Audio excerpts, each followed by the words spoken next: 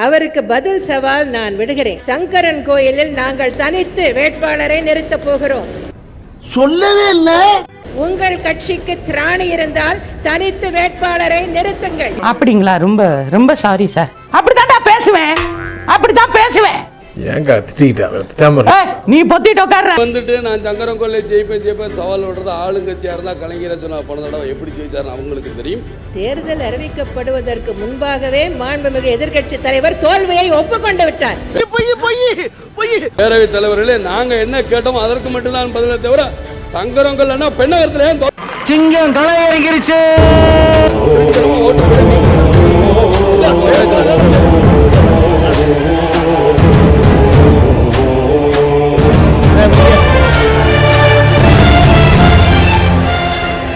அதான் அது எப்படி சொல்ல முடியும்னா சொல்லிட்டு நீங்க அதுக்கு ஏற்ற மாதிரி எதுக்கா நீ என்ன போலீஸாலா இல்ல போலீஸாலா இல்ல அப்ப விட்டுருங்க. எதாவது உங்களுக்கு நீங்க எப்படி கேள்வி கேட்கிற உரிமை இருக்கோ அதே மாதிரி நான் பதில் சொல்ற உரிமை இருக்குல்ல.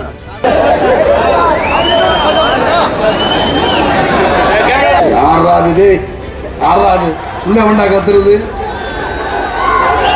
இப்ப சொல்லிக்கிட்டே கேட்க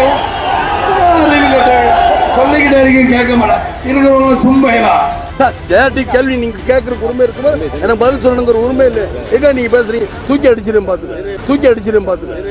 நீங்க இங்க எப்படியோ அதை விட நாங்க எங்க ஊர்ல தெரியலன்னா 2 பேர்த்துக்கிட்ட கேட்டு தெரிஞ்சுங்க.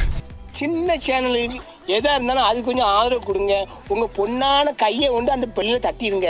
அவங்களுக்கு சப்ஸ்கிரைபர் 5-10 ஏறுனா அவங்க மனசு சந்தோஷப்படும். அவங்க வீடியோவும் சும்மா உனக்கு தான் பேசுறது எனக்கு பேசுறது சும்மா ஓவராத்தான் போய்கிட்டு இருக்கோமோ போவோம். என்ன பண்ணிடுவானுங்க? இந்த கேள்வி நீங்க ஜெயலலிதா போய் கேட்க முடியுமா? கேட்கவே மாட்டீங்கல்ல. பயப்படுவீங்க பத்திரிகைகளை.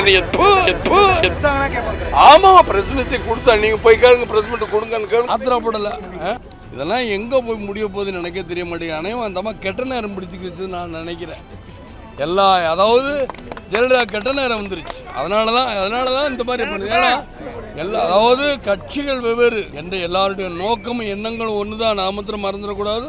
அதாவது புரிஞ்சுக்கோங்க சார். மதுவுக்கு எதிரான போராட்டத்துக்கு அடுத்த கட்டம் அதான் அது எப்படி சொல்ல முடியும்னா சொல்லிட்டு நீங்க மதுக்கு ஏற்ற மாதிரி எதுக்கா நீ என்ன போலீஸாலா இல்ல போலீஸாலா இல்ல அப்ப விட்டுருங்க.